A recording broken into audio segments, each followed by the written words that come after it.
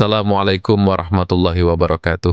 Pernahkah kalian membayangkan seperti apa kehidupan di Jazirah Arab sebelum datangnya cahaya Islam? Zaman ketika kebijaksanaan bercampur dengan kebodohan dan kekuasaan adalah segalanya.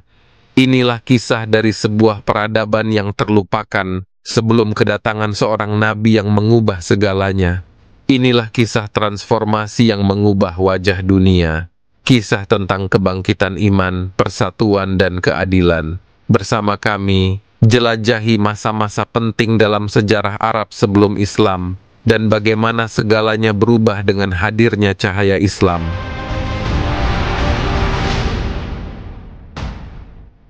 Sebelum lanjut, jangan lupa untuk like, subscribe, dan aktifkan lonceng notifikasinya, agar Anda tidak ketinggalan cerita-cerita menarik seputar sejarah, Islam, dan transformasi peradaban.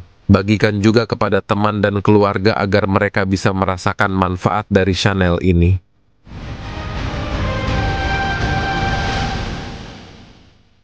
Pada zaman sebelum Islam hadir, Jazirah Arab dikenal dengan istilah jahiliyah.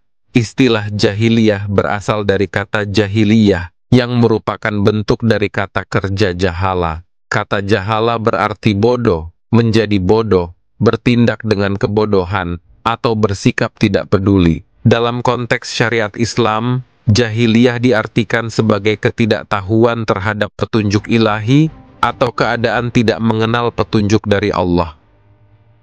Kondisi kebodohan ini merujuk pada masyarakat Arab kuno, yaitu pada masa sebelum datangnya Islam, dan diutusnya Nabi Muhammad sebagai Rasul. Secara khusus, jahiliyah menggambarkan keadaan seseorang yang belum menerima bimbingan dari Islam dan Al-Quran. Sebaliknya, mereka sebenarnya adalah orang-orang yang cerdas dan modern. Mereka ahli dalam berdagang, strategi perang, dan memiliki daya ingat yang luar biasa. Namun, sebutan jahiliyah lebih mengacu pada penyimpangan pola pikir dan keyakinan mereka, bukan pada kecerdasan. Pada masa itu, kehidupan masyarakat Arab, terutama yang tinggal di wilayah gurun, sangat keras dan penuh dengan persaingan.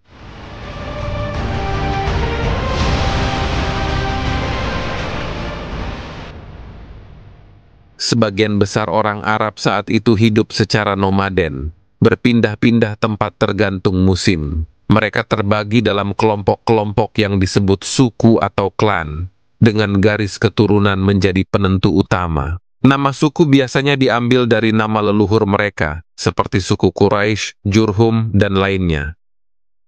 Kehidupan mereka sangat sulit, tinggal di tenda-tenda dan gua, dengan sedikit akses ke air dan tanah yang subur. Sumber penghidupan utama mereka adalah ternak. Kelompok besar memiliki banyak unta, sementara kelompok kecil biasanya hanya memiliki kambing atau domba. Namun, yang membuat zaman ini disebut jahiliyah adalah karena tidak adanya hukum formal yang mengatur kehidupan masyarakat. Konflik antar suku sering terjadi, dan satu-satunya aturan yang dipegang teguh adalah kekuatan dan kebanggaan atas suku mereka sendiri. Setiap suku ingin menjadi yang terbesar dan terkuat. Karena tidak ada hukum formal yang berlaku, setiap suku berlomba-lomba untuk menunjukkan kekuatan mereka. Persaingan antar suku pun menjadi hal yang wajar. Ketika terjadi perselisihan, mereka seringkali menyelesaikannya dengan perang. Kekuatan fisik dan kebrutalan menjadi kebanggaan di masa itu. Sebagai contoh, Umar bin Khattab sebelum masuk Islam dikenal karena kekerasannya. Lingkungan yang keras dan penuh konflik ini membentuk karakter masyarakat pada zaman itu. Selain perang, sistem patriarki juga sangat kuat. Kepala suku atau syekh memiliki kekuasaan penuh, dan gelar ini diwariskan kepada anak laki-lakinya. Pada masa jahiliyah, kedudukan perempuan sangat rendah. Mereka hampir tidak memiliki hak di masyarakat. Perempuan dianggap hanya sebagai objek untuk melahirkan anak dan pemuas hawa nafsu. Bahkan, nilai perempuan pada saat itu seringkali disamakan dengan harta rampasan perang. Jika suku mereka kalah, perempuan-perempuan bisa diambil oleh suku yang menang dan dijadikan istri atau budak.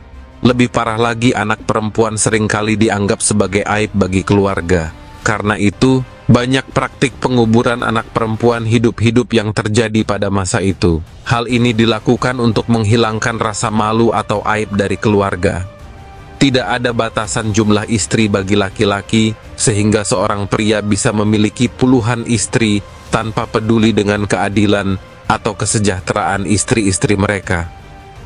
Meskipun kehidupan di Jazirah Arab penuh dengan konflik dan kesukaran, ada beberapa wilayah yang lebih maju, seperti wilayah selatan yang sekarang dikenal sebagai Yaman. Suku-suku di wilayah ini, seperti suku Kahtan, memiliki kehidupan yang lebih terstruktur dan maju karena mereka dekat dengan Laut Merah, jalur perdagangan yang penting. Mereka memiliki akses ke pengetahuan dari luar yang lebih luas, dan kota-kota mereka lebih berkembang dibandingkan wilayah utara. Pada masa jahiliyah di Arab Saudi, sebelum datangnya Islam, masyarakat Arab hidup dalam kegelapan spiritual. Salah satu ciri utama masa ini adalah penyembahan berhala. Di setiap suku dan kota, terdapat patung-patung berhala yang mereka sembah, dan hal ini menjadi bagian penting dari kehidupan sosial dan keagamaan mereka. Mekah, yang kemudian menjadi pusat peribadatan umat Islam, dulunya adalah tempat utama penyembahan berhala. Ka'bah, yang sekarang menjadi kiblat umat Islam, dulunya dipenuhi oleh ratusan patung berhala. Dikatakan ada sekitar 360 berhala di sekitar Ka'bah. Berhala-berhala ini dianggap sebagai perantara antara manusia dan Tuhan. Setiap suku di Mekah dan sekitarnya memiliki berhala khusus yang mereka yakini melambangkan kekuatan atau dewa tertentu. Salah satu berhala yang paling terkenal adalah Hubal, yang pertama kali diletakkan di Ka'bah. Hubal dianggap sebagai dewa utama oleh suku Quraisy, dan mereka percaya bahwa berhala ini memiliki kekuatan untuk memberi kemenangan dalam peperangan atau memberikan nasib baik. Selain Hubal, ada juga berhala-berhala lain seperti Lata, Uzza, dan Manat, yang juga disembah oleh berbagai suku di Jazirah Arab. Masyarakat Arab pada masa itu sangat percaya pada kekuatan berhala-berhala ini, dan mereka sering melakukan ritual penyembahan, kurban, dan doa kepada patung-patung tersebut dengan harapan mendapatkan berkah dan perlindungan. Tidak hanya itu, masyarakat juga percaya bahwa setiap fenomena alam memiliki kekuatan gaib yang terkait dengan berhala. Bencana alam, kelahiran, kematian, bahkan panen yang melimpah, semua dihubungkan dengan berhala-berhala tersebut. Setiap kali terjadi peristiwa penting dalam hidup mereka, masyarakat akan memberikan persembahan kepada berhala sebagai ungkapan syukur atau permohonan. Namun penyembahan berhala ini tidak hanya membawa dampak spiritual yang negatif, tetapi juga menciptakan perpecahan di antara suku-suku. Setiap suku merasa berhala mereka lebih kuat dan lebih unggul dari yang lain, yang seringkali memicu konflik dan peperangan antar suku. Selain itu, penyembahan berhala juga membawa ketidakadilan sosial. Kaum kaya yang memiliki banyak harta bisa memberikan persembahan besar, sementara kaum miskin merasa terpinggirkan dan tidak dianggap oleh dewa-dewa yang mereka sembah. Ketika kondisi di Jazirah Arab semakin kacau dan tidak terkendali, Allah Subhanahu wa Ta'ala mengutus Nabi Muhammad SAW untuk menyampaikan ajaran Islam. Islam hadir tidak hanya sebagai agama, tetapi juga sebagai panduan hidup yang menyeluruh. Nabi Muhammad SAW membawa perubahan besar.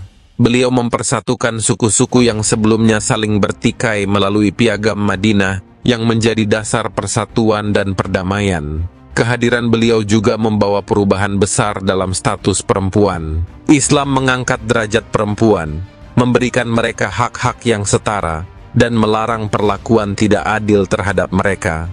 Salah satu perubahan penting lainnya adalah pembatasan jumlah istri dalam pernikahan. Islam menetapkan bahwa seorang laki-laki hanya diperbolehkan memiliki hingga 4 istri, dan itu pun dengan syarat harus mampu berlaku adil. Jika tidak, maka dianjurkan untuk menikahi 1 istri saja.